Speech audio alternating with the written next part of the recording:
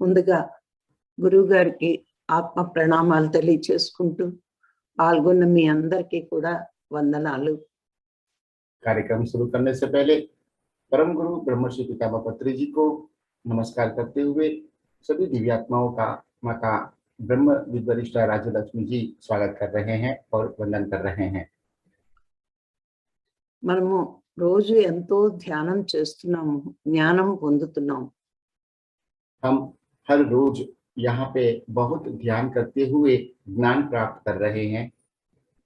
మరి ఎంత చేస్తున్నా ఇంకా ఆత్మకి చేరువ అవ్వట్లేదు. लेकिन बहुत ध्यान साधना करने के पश्चात भी आत्मा तक हम नहीं पहुंच पा रहे हैं। కారణం ఏమిటి? वजह क्या है? జ్ఞానం పొందితేనే కానీ, పూర్ణ జ్ఞానం పొందితే కానీ पूर्ण ज्ञान जब तक हम नहीं प्राप्त कर पाते हैं, మనం పరమాత్మగా మారలేము. हम परमात्मा नहीं बन पाते हैं। మనలో ఉన్న దోషాలను వల్ల మనం పరమాత్మగా మారలేము. हम में जो अभी खामी है उनके वजह से, कुछ दोष की वजह से हम परमात्मा नहीं बन पा रहे हैं। ఈ దోషాలన్నీ మనసువే. और ये सभी दोष मन के द्वारा ही प्रेरित है। అందుకే యోగులు చెప్తారు, इसलिए योगीगण कहते हैं పంచదోషాలు पंच दोष తొలగించుకుంటే से मुक्ति पाएंगे तब పరమాత్మగా మారతాము అని. परमात्मा जैसे बन सकते हैं। ఆ పంచదోషాలు ఏంటో वह पंच दोष के बारे में ఇప్పుడు తెలుసుకుందాం. आज हम यहाँ पे विस्तृत रूप में जानकारी प्राप्त करेंगे। మొట్టమొదటిది पंच दोषों में पहला दोष దృష్టి దోషము. दृष्टि दोष, అంటే చెడును చూడడం. मतलब गलत बुरा देखना। కొంతమందికి ఈ సాధనలోకి వచ్చినా మరి చెడ్డన చూడడం మానరు. कुछ लोग इस साधना में आने के पश्चात भी बुरी चीजों को देखना नहीं छोड़ते हैं। ఇవన్నీ కూడా మరి ఎలా మనం చెడును చూస్తున్నామో ఒక్కసారి తెలుసుకుందాం. तो हम इस गलत चीज को कैसे देखते हैं इसके बारे में थोड़ा ध्यान केंद्रित करेंगे।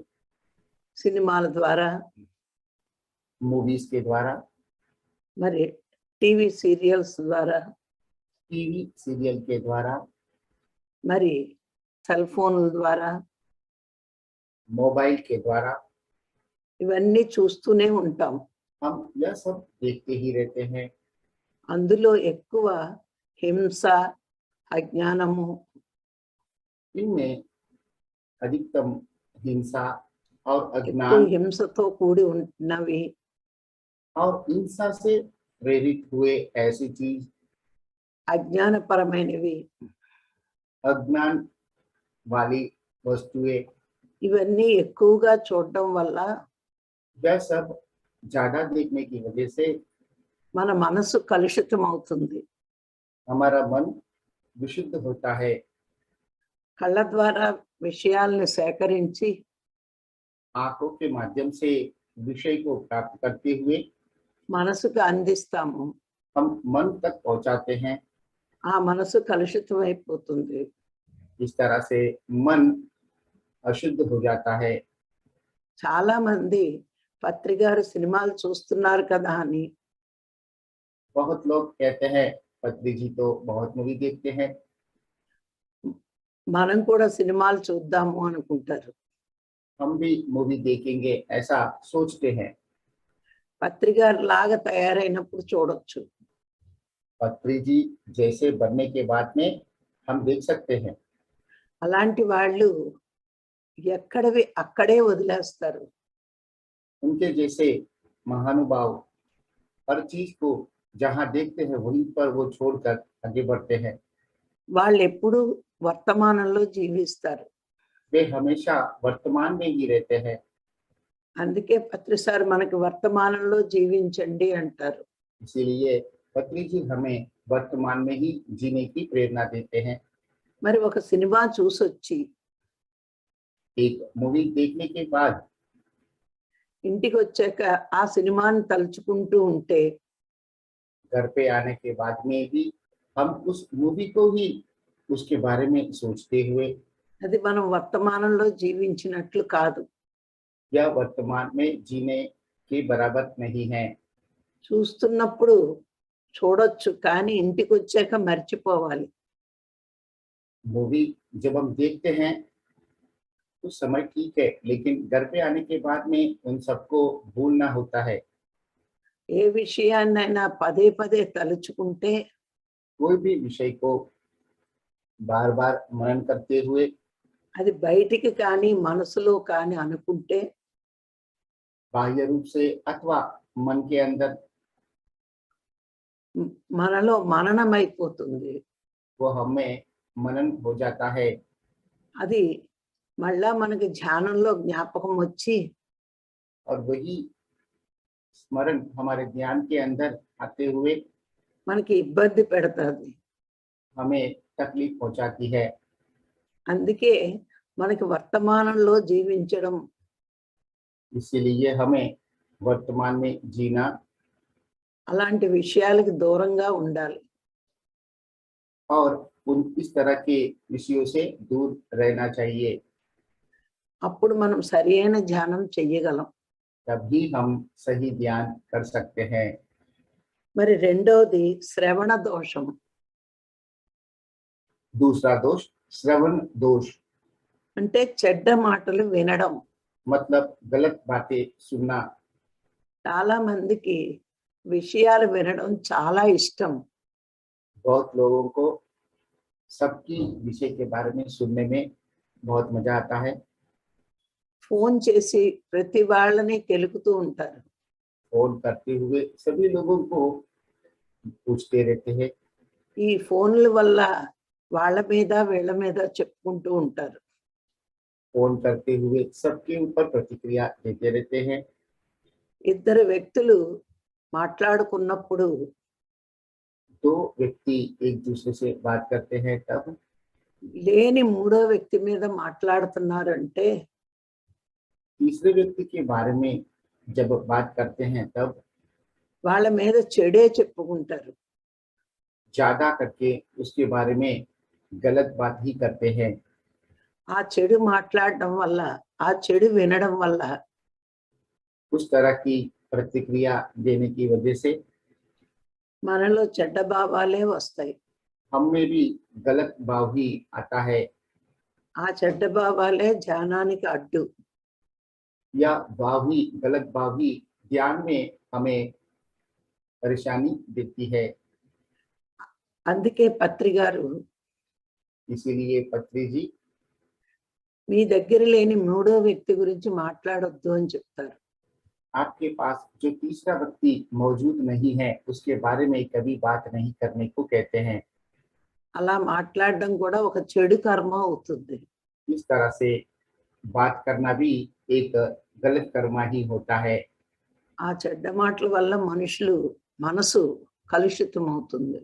इस तरह की गलत बातों की वजह से मन अशुद्ध होता है। అందుకే చెడ్డ మాటలు కూడా మనం మాట్లాడకూడదు. इसलिए गलत बात करना भी वर्जित है। మన ఎదుట లేని ఏ వ్యక్తి గురించి పక్కవాడితో మాట్లాడకూడదు. जो व्यक्ति हमारे समक्ष नहीं है इस तरह का किसी भी व्यक्ति के ऊपर हमें प्रतिक्रिया नहीं देना है। ఇలా ఉంటే ధ్యానం బాగా కుదురుతుంది. इसी तरह से रहने से ही ध्यान सही तरह से लगता है। ఇక వాక్ దోషము. तीसरा दोष वाक दोष, మనము అహంకారంతో అందరినీ తిడతాం. हम अहंकार से सभी लोगों को डांटते रहते हैं। అందరితోటి చెడ్డగా మాట్లాడతాం. और सभी के साथ में गलत तरीके से बातें करते हैं। అందరినీ విమర్శిస్తాం. सबके ऊपर प्रतिक्रिया देते हैं। ఎదుటి వాళ్ళ గురించి పక్క వాళ్ళతో చెడ్డగా మాట్లాడతాం. हमारे समक्ष जो होता है, जो उनके साथ दूसरों के बारे में गलत बातें करते हैं, అందుకే బుద్ధుడు చెప్తాడు, इसलिए बुद्ध कहते हैं ఎదుటివాడిలో 100 తప్పులున్నా सामने वाले व्यक्ति के अंदर 100 गुण भी अगर रहते हैं, ఒక్క మంచి ఉంటే एक भी अगर उनके पास अच्छा लक्षण अच्छा ही है, అది నువ్వు నేర్చుకోవడానికి ప్రయత్నించు. हमें वो एक अच्छी बात को ही सीखने का प्रयत्न करना चाहिए। ఆ చెడ్డ గురించి నువ్వు మాట్లాడొద్దు అంటాడు. उस गलत अथवा बुराई के बारे में आपको बात नहीं करना चाहिए। అలా మనం ఎప్పుడైతే ఎదుటివాడిలో ऐसा जब हम दूसरों में మంచి గురించి మాట్లాడతామో अच्छाई के बारे में बात करते हैं, మనం కూడా మంచిగా మారుతాము. हम भी एक अच्छे व्यक्ति बन सकते हैं। ఇప్పుడు ఎదుటి వాళ్ళలో చెడ్డ చూడకూడదు. कभी भी सामने वाले व्यक्ति के दोष नहीं देखना है, ఎదుటి వాళ్ళలో మంచిని చూడటం, మంచిని మాట్లాడటం అలవాటు చేసుకోవాలి. सामने वाले व्यक्ति के सद्गुणों के बारे में अथवा उनके सभी अच्छी बातों के बारे में ही बात करते रहना चाहिए। ఎదుటివాడి చెడ్డ మనకు ఉపయోగపడదు. दूसरों की गलतियां, दूसरों की कमियां हमें कभी भी उपयोग नहीं आते हैं। ఎదుటివాడి మంచే మనకు ఉపయోగపడుతుంది. सामने वाले की अच्छा ही हमें काम आता है। మనము ఒక గులాబీని చూసినప్పుడు जब हम गुलाब के पौधा को देखते हैं, దాని ముళ్ళుని చూడకుండా हमें उनके कांटों को नहीं देखते हुए పువ్వునే చూస్తే फूल को ही देखेंगे, పువ్వుని తీసుకోవచ్చు. तब हम फूल को प्राप्त कर सकते हैं। ముళ్ళుని చూసి कांटे को देखकर ముళ్ళు ఉన్నాయి, గుచ్చుకుంటాయి అనుకుంటే यह चुप जाएगा ऐसा सोचेंगे तो ఎప్పటికీ గులాబీని పొందలేవు. कभी भी हम उस गुलाब को नहीं पा सकते हैं। అలాగే ఎదుటివారి చెడ్డ మనకేమీ నష్టం లేదు. इसी तरह से दूसरों की बुराई, दूसरों की कमी कभी भी हमें हानि नहीं पहुंचाती है। ఎదుటివాడి మంచే మనకి లాభం. दूसरों की भलाई ही हमें उपयोगी है। అందుకే ఎవరి గురించి చెడ్డగా మాట్లాడకూడదు. इसलिए कभी भी किसी के बारे में भी गलत बात नहीं करना है। ఇక 4వది క్రియా దోషం. चौथा दोष क्रिया दोष। ఎప్పుడు చెడ్డ పనులు చెయ్యాలనే ఆసక్తే క్రియా దోషం. ఎప్పుడు చెడ్డ పనులు చెయ్యాలని हमेशा गलत काम करने की आसक्ति ही क्रिया दोष है।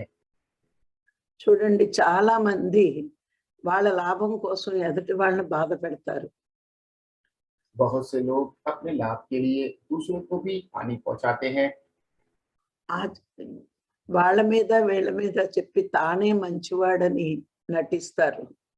दूसरों के बारे में हमेशा प्रतिक्रिया देते हुए वे स्वयं ही अच्छा व्यक्ति है ऐसा वो साबित करने का प्रयत्न करते हैं। మనము ఎంత చెప్తున్నా इतना बात करने के पश्चात भी వాళ్ళు కొంతమంది మాంసం తినడము, వండడము మానరు. कुछ लोग मांसाहार का सेवन करना और मांसाहार का भोजन बनाना नहीं छोड़ते हैं। తినిన వాడికి ఎంత దోషమో వండిన వాడికి కూడా అంతే దోషం. मांसाहार सेवन करने वाले को जितना दोष मिलता है, मांसाहार बनाने वाले को भी उतना ही दोष मिलता है। చాలా మంది మనకు చెప్తూ ఉంటారు, बहुत से लोग यह बोलते हैं మా ఇంట్లో ఒప్పుకోరు, ఏమి చెయ్యమని. मेरे घर के लोग, घर वाले इसे स्वीकार नहीं करते हैं, मैं क्या करूं।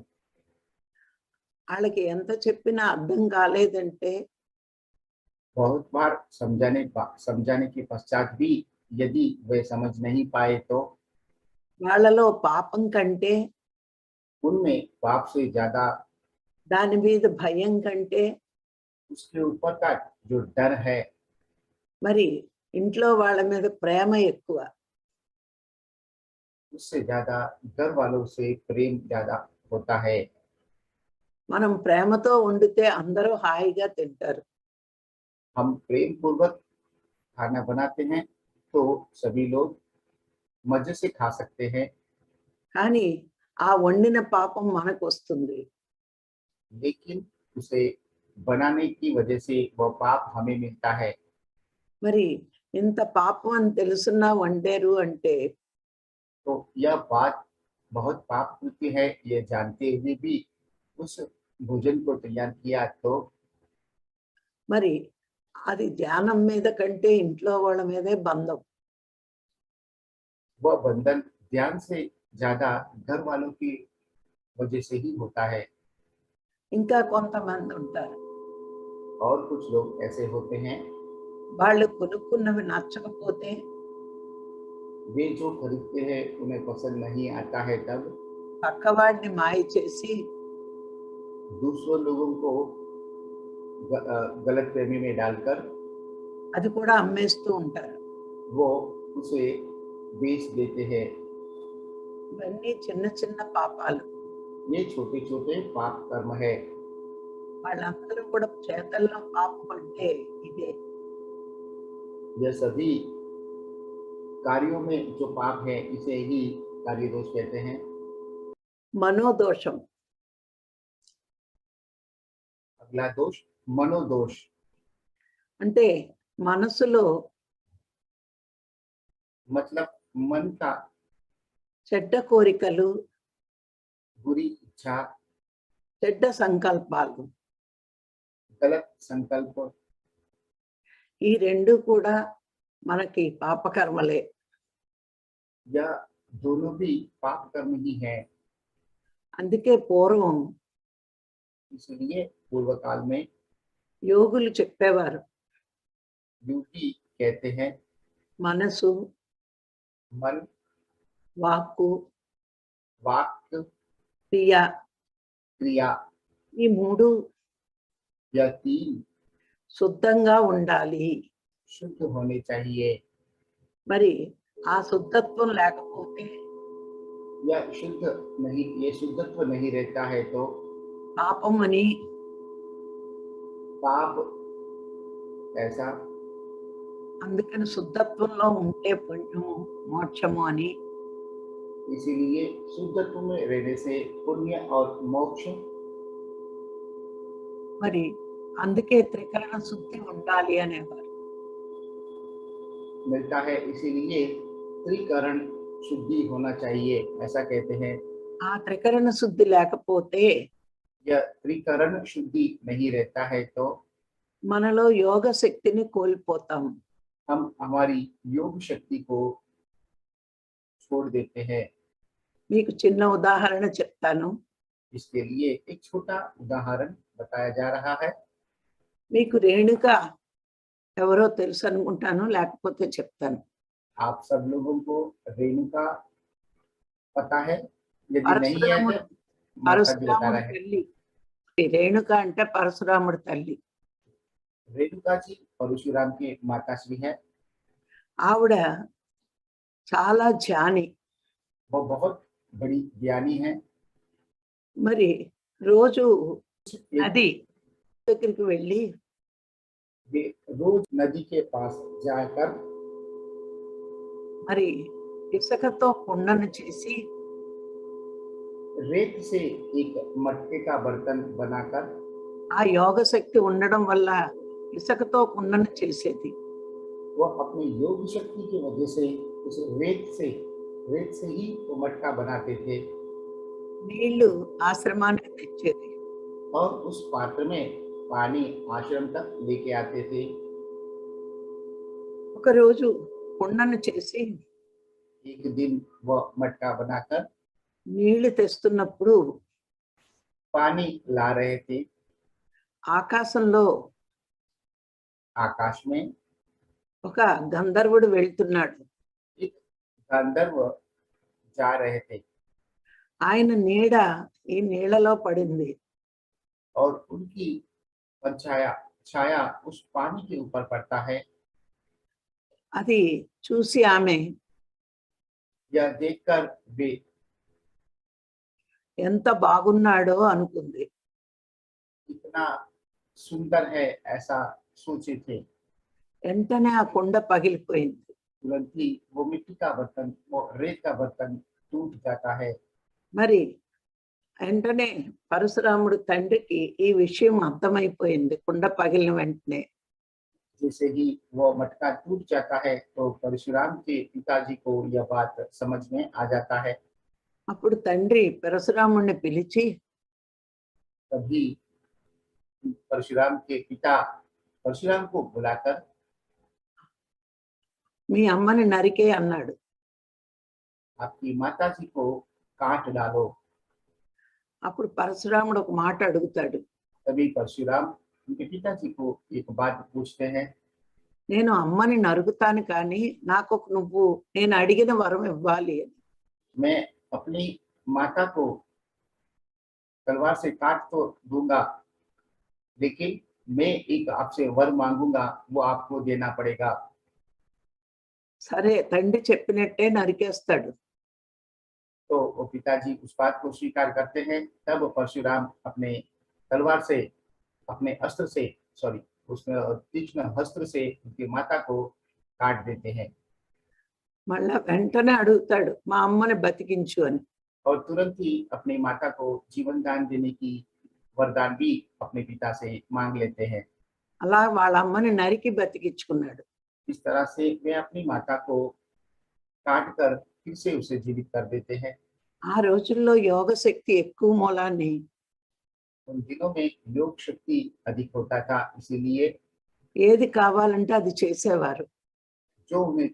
जो वो सोचते थे वो पा सकते थे। ఇక్కడ మనం గమనించాల్సింది यहाँ पे हमें यह देखना है, మరి మట్టితో కుండ చెయ్యగలిగే శక్తి రేణుకకి ఎలా వచ్చిందో, रेत से मटका बनाने की शक्ति रेणुका जी को कैसे प्राप्त हुआ, ఆవిడికి ఎంత యోగ శక్తి ఉందో उनमें कितनी योग शक्ति होगी, అది మనం గమనించాలి. यह हमें देखना है। అంత యోగ శక్తి ఉన్న రేణుక रेणुका जी के पास इतनी योग शक्ति होने की वजह से ఒక్క క్షణం పరాయ పురుషుణ్ణి తలుచుకోగానే तत्पश्चात भी एक क्षण के लिए पर पुरुष के को मन में लाने से ఆ శక్తిని కోల్పోయి కుండ పగిలిపోయింది. उनकी शक्ति को खो देते हैं और वो रेत का, मिट्टी का बर्तन जो मटका के रूप में बनाया वो टूट गया था।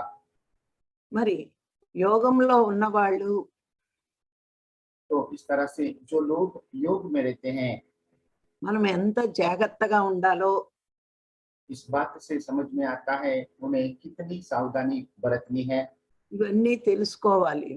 यह सब हमें पता कर लेना है, जान लेना है। మరి రావణాసురుడు ఎంతో గొప్ప యోగం చేశాడు. और रावण भी बहुत ही महान योग को प्राप्त कर चुका था। 4 వేదాలు చదివాడు. चारों वेदों को वो पढ़ चुका था। 6 శాస్త్రాలు చదివాడు. 6 शास्त्रों को पढ़ चुका था। మరి శివుణ్ణే ప్రత్యక్షం చేసుకున్నాడు. साक्षात शिव को ही वो दर्शन कर चुके थे శివుడి దగ్గర నుంచి ఆత్మలింగాన్నే తెచ్చుకున్నాడు. और वो शिव जी का आत्मलिंग को भी प्राप्त कर चुके थे। ఎంత గొప్ప పరమ భక్తుడు. इतने महान परम भक्त కామం వల్ల काम की वजह से నాశనం అయిపోయాడు. नाश हो गया। అందుకే యోగులు ఎప్పుడు కూడా इसीलिए योगी कभी भी మన మనసుని ఎప్పుడు కూడా ప్యూరిటీగా ఉంచుకోవాలి. मन को पवित्र रखना चाहिए। ఈ పంచదోషాలని इन पंच दोषों को తొలగించుకుంటే दूर कर कर మనము పరమాత్మగా మిగులుతాము.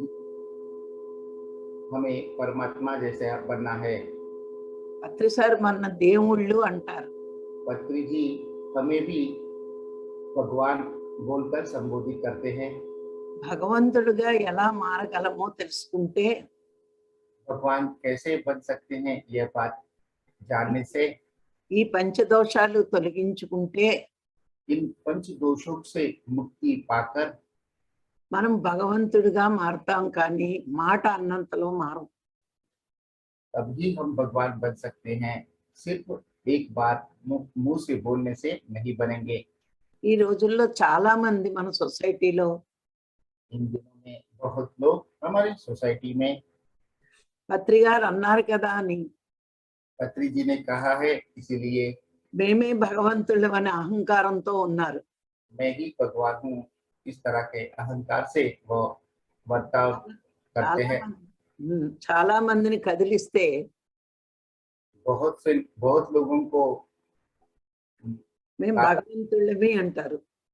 बहुत लोगों को यदि हम बात करते हैं अथवा तो उनसे व्यवहार करते हैं तो मैं ही भगवान हूँ, ऐसा वो बोलते हैं।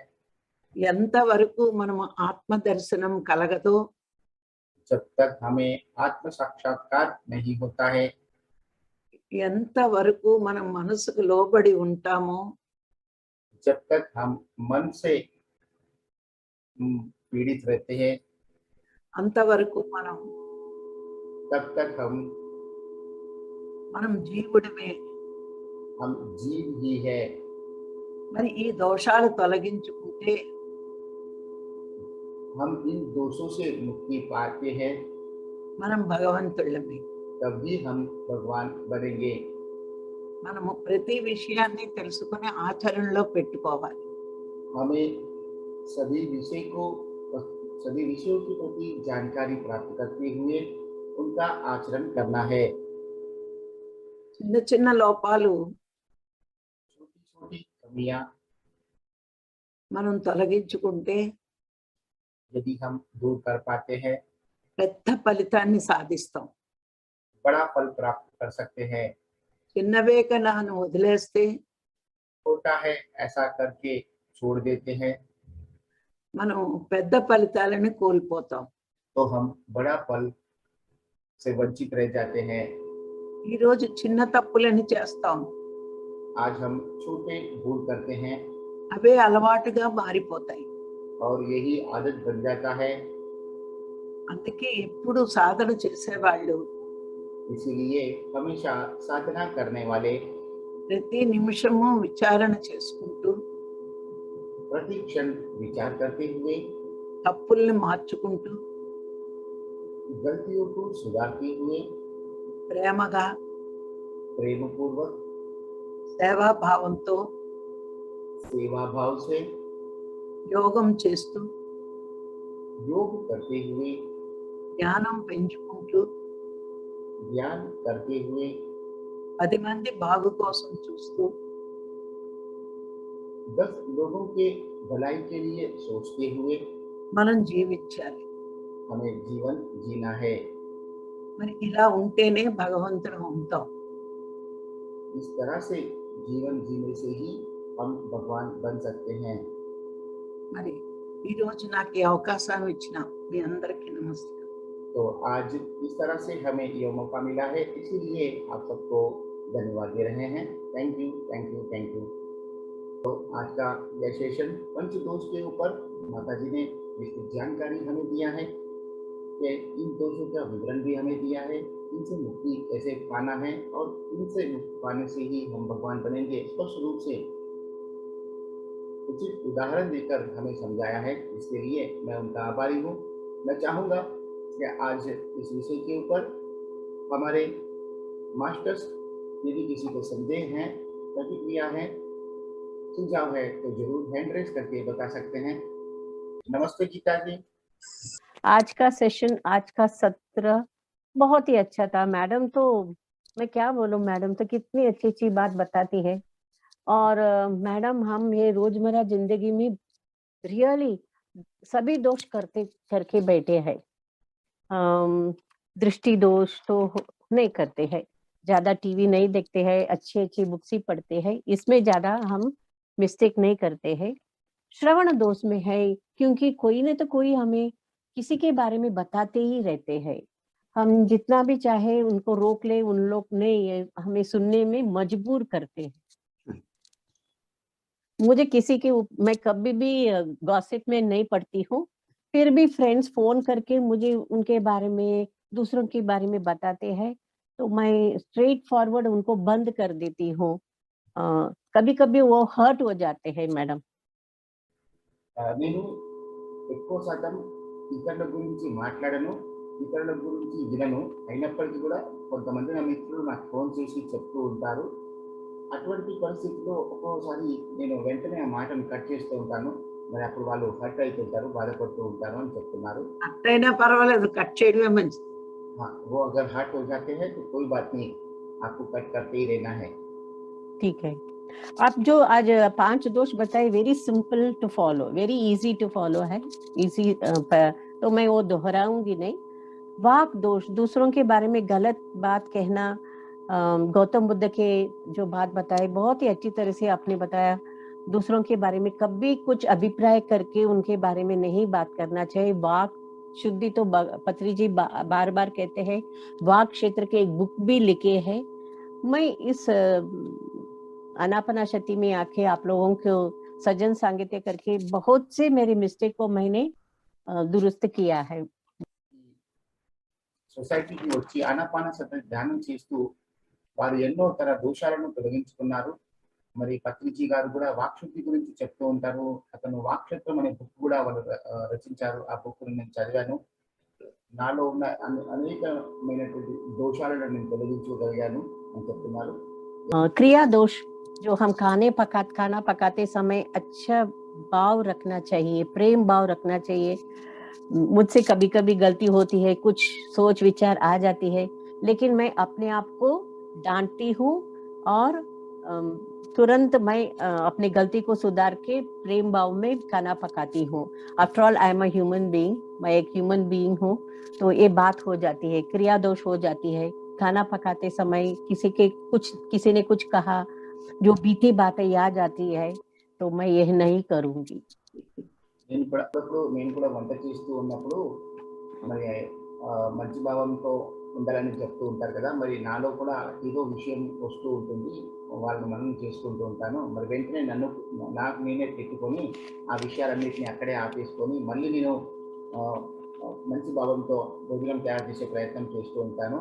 మరి మనం కూడా మానవులమే కదా, సో కొంచెం మిస్టేక్స్ అవి అవుతూనే ఉంటాయి, వాటన్నిటికీ నేను తప్పించుకునే ప్రయత్నం ఎప్పటికీ నేను చేస్తూనే ఉన్నాను అని చెప్తున్నారు. 5वां दोष मनोदोष आपने बताया कि मनसा वाचा क्रिया शुद्ध होना चाहिए। मुझे ऐसा लगता है कहीं कहीं मैं ये सब में थोड़ा मिस्टेक करती हूँ, इसलिए मुझे ध्यान ठीक तरह से नहीं हो रहा है। और आपने बहुत अच्छी तरह से रेणुका जी के जो परशुराम के मदर है उस बहुत ही अच्छे तरह से आपने बताया। तो उन लोग इतना ध्यान करके जो छोटा मिस्टेक करते हैं, तो मैं तो बहुत बहुत पीछे हूँ, ऐसा मुझे लगता है। मैं तो बहुत पीछे हूँ सर।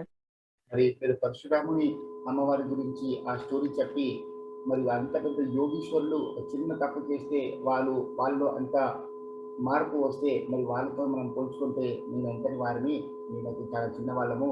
సో మనలో అలాంటి ఎన్నో మిస్టేక్స్ అవి ఎంతో అవుతూ ఉంటాయి, వాటిని అన్నింటినీ సరి చేసుకోవాలని కూడా అనేక అర్థమైందని విషయాన్ని చెప్తున్నారు. చిరంజీవి అందుకే ఇలాంటి కథలు చెప్తాను ఎంత జాగ్రత్తగా ఉండాలో అని.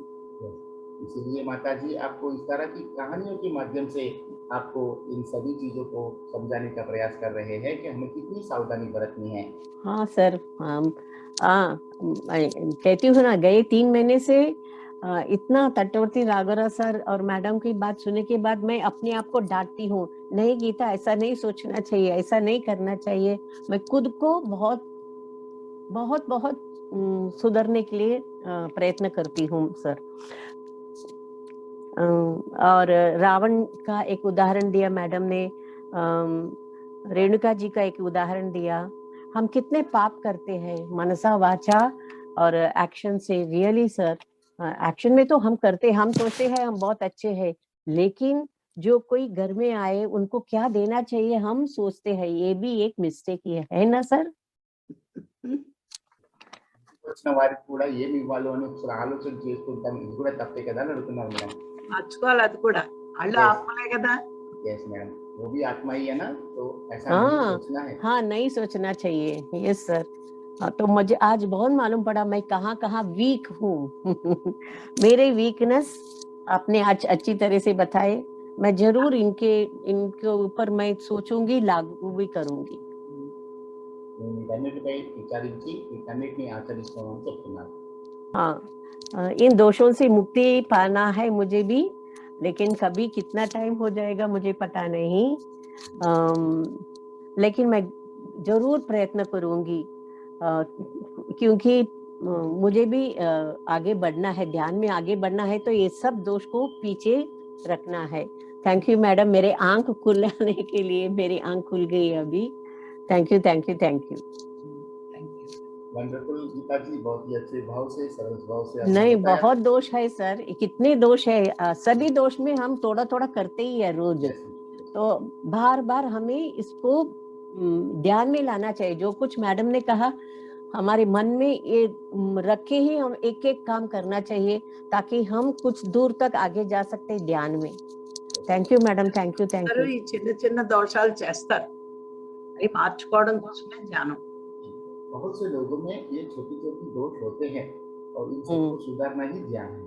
ऐसा माता हाँ जी का सर, कहना है. यस यस, जरूर जरूर ध्यान में तो मैं आ गई, तो जरूर ये सब दोष को मैं याद रख के ही मैं एक एक स्टेप आगे लूंगी घर में, जब भी मैं किसी से व्यवहार करती हूँ, बोलती हूँ, कुछ काम करती हूँ. Thank you sir, thank you madam, thank you thank you. Geeta ji. नमस्ते डॉक्टर रीनू जी, आपने हैंड रेस किया था. यस सर, नमस्कार. नमस्ते मैम. हाँ, मैं अभी मुझे जाना पड़ रहा है बच्चे को स्कूल छोड़ने. अच्छा. उस टाइम मैंने किया था, तो मैं वीडियो ऑन नहीं कर रही हूँ, लेकिन मैं अपना क्वेश्चन पूछ रही हूँ. आज का से पहले तो राजलक्ष्मी माता जी को बहुत बहुत आत्मवंदन, और आपको भी, और यहाँ पर जितने मास्टर्स हैं उन सभी को. अब आज का ये सेशन बहुत ही अच्छा मुझे लगा, 5 दोस्त, क्योंकि तो मेरा क्वेश्चन ये है कि सिर्फ साधना करने से इनको ठीक किया जा सकता है, और मतलब साधना करने से हम अवेयरनेस में रहते हैं. पहला क्वेश्चन तो ये है, मतलब साधना करना ही इसका मेन जो है वो सॉल्यूशन है, और अवेयरनेस में रहना, या कुछ और भी? డాక్టర్ రీను గారు వాళ్ళ అమ్మాయిని స్కూల్కు డ్రాప్ చేస్తున్నాను అంటూ వెళ్తున్నారు కాబట్టి ఆ వీడియో ఆన్ చేశారు. ఇంతకుముందు హ్యాండ్ రైజ్ చేసి క్వశ్చన్ చేయాలనుకున్నారు, కానీ వీడియో ఆన్ చేయలేకపోతున్నందుకు క్షమించమని అడుగుతున్నారు. మరి ఈరోజు మీరు చెప్పినటువంటి ఈ విషయంలో ఈ సెషన్ కూడా చాలా బాగుంది. మరి మేడంకు, మరి ఈ సెషన్లో ఉన్న వాళ్ళందరికీ కూడా ధన్యవాదాలు చెప్పారు. సాధన మార్గంతోనే వీటన్నిటిని మనం సరి చేసుకోగలుగుతామా? మీరు చెప్పిన ఈరోజు విషయాలు, ఈ దోషాలన్నీ కూడా ఓన్లీ ధ్యానం చేస్తే సరిపోతుందా? మరి ఎలా వీటిని తొలగించుకోవాలని అడుగుతున్నారు మేడం. ప్రాపంచిక జీవితంలో ఏది సాధించలేరు. जी, माता जी का संदेश है, प्रापंचिक जीवन में हम कुछ भी नहीं पा सकते हैं. ధ్యానంలోకి వచ్చాక ఏదైనా సాధించగలరు. ज्ञान में आने के पश्चात ही हम कुछ भी प्राप्त कर सकते हैं. కానీ ఎప్పటికప్పుడు మన దోషాలను చెక్ చేసుకోవాలి. लेकिन हमेशा हमें जागरूक रहते हुए हमारी कमियों को, हमारी दोष को देखते रहना है. ఆ దోషాలను పోగొట్టుకోవాలని అనుకోవాలి మనం. और उन दोषों को दूर करने का प्रयत्न करते रहना चाहिए. అప్పుడు అవి ధ్యానం వల్ల తొలగిపోతాయి. तभी यह दोष ज्ञान के द्वारा दूर हो जाते हैं. ధ్యానం చేసే వాళ్ళకి ఏదైనా సాధ్యమే. ध्यान करने वालों के लिए सब कुछ संभव है. తొలగించుకోవచ్చు. सभी दोषों को दूर कर सकते हैं. यस रेणु जी, नेक्स्ट सवाल आप पूछिए. यस, नेक्स्ट जो मनोदोष था, उसमें एक तो काम वासना के बारे में बताया कि उस तरह से शुद्ध होना चाहिए, और इसके अलावा मनोदोष में और क्या क्या आता है? जैसे कि सारे अर्षद वर्गा, वो सब भी इसी में आते हैं. क्रोध, लोभ, మనుషుల వర్గాలు కూడా మనోదోషమే. जी, अर्षद वर्ग भी मनोदोष ही होते हैं. अच्छा, इसके अलावा कुछ है तो इसको थोड़ा सा डिटेल में, मतलब मनोदोष के बारे में अगर कुछ और है तो मैं चाहूंगी मैम बता दे. మనోదోషం గురించి మీకు ఏమైనా డీటెయిల్స్ ఉంటే వాటి గురించి కూడా మీరు వాళ్ళు వినాలనుకుంటున్నారు. ఈ మూడు గుణాలు గుణాలు తమో గుణం, రజోగుణం, सात्विक गुण। जी, तो पहले 3 गुण जो है तमोगुण, रजोगुण और सत्वगुण। हर्षड वर्गाలు కామ క్రోధ లోభాలు। हर्षद वर्ग काम क्रोध मद मात्सर्य इत्यादि। అహంకార మమకారాలు, अहंकार और ममत्व, ఇవన్నీ మనసుకున్నవే। यह सब मन के ही है। Thank you sir. हाँ, यदि आपको आप नई बात कर सकते हो तो कोई बात नहीं, कल भी पूछेंगे, ऐसा माता जी का कहना है। मैडम ने आपको जो जवाब दिया आपने सुन लिया होगा। यदि आपका यस सर। संदेह दूर हो चुका है और कुछ कहना है तो Yes, आप बात sir. कर सकते हैं। नहीं, thank you sir, thank you so much. धन्यवाद रेणु जी, थैंक यू। गीता जी आप कुछ कहना चाहते हो प्लीज? रेणु जी ने हर्षद वर्ग के बारे में, लेकिन मैडम ने अभी बताई, मुझे मालूम पड़ गया। मुझे नहीं समझ में आया कि हर्षद वर्ग क्या है, लेकिन अभी अभी मैडम ने बताया काम क्रोध मद से लोभ, यही हर्षद वर्ग है।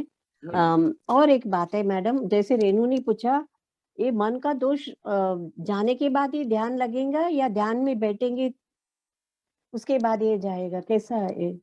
ధ్యానం చేసి మన తప్పుల్ని మనం విచారణ చేసుకోవాలి। माता जी का संदेश ये है कि हमको ध्यान करते हुए हमारी जो कमियां है उनको चेक करते रहना चाहिए। तो ध्यान करते करते उनके ऊपर हम ध्यान केंद्रित करेंगे बाहरी दुनिया में, तो धीमे धीमे से वो स्वतः ही दूर हो जाएंगे। ठीक है मैडम, थैंक यू। हाँ, thank you madam, thank you thank you thank you. मेरा प्रणाम स्वीकार कर, बहुत ही अच्छे बताते हैं, बहुत ही अच्छे बताते। Thank you Geeta ji, thank you. जय साईं जी। नमस्ते सर। नमस्ते मैडम। नमस्ते नमस्ते। एक बात जो विचारणीय है वो ये मुझे समझ आई कि जैसे हम ध्यान में आगे बढ़ते हैं, हमें अपने आप को जो ऑब्जर्व करते हैं वो स्थूल से बहुत सूक्ष्मता की ओर बढ़ना होता है। बहुत छोटी छोटी चीजों के ऊपर हमको ध्यान देना होता है। ధ్యానం మనం చేస్తూ ధ్యానంలో మనం ఎదుగుతున్నప్పుడు మనము ఇంకా జాగ్రత్తగా ఉంటూ ప్రతి చిన్న చిన్న విషయాలను కూడా సరి చేసుకోవాలని అర్థం అవుతుందని చెప్తున్నారు। हाँ, सर ने जब सर इंदौर आए थे तब सर ने एक उदाहरण दिया था कि एक कली लहसुन की भी अगर कोई ध्यानी कभी जानबूझ के या गलती से खा लेता है तो पूरे 1 साल का ध्यान का उसका जो जितनी भी ऊर्जा ग्रहण की होती है वो सब खत्म हो जाती है।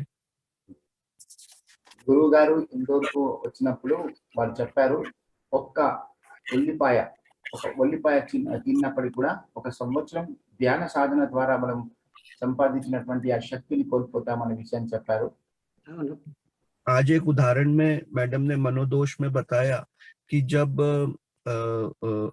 रेणुका जी को के मन में एक विचार आता है, छोटा सा विचार आता है, अशुभ विचार आता है, तो उससे उनका पूरा ध्यान का उनका पात्र टूट जाता है।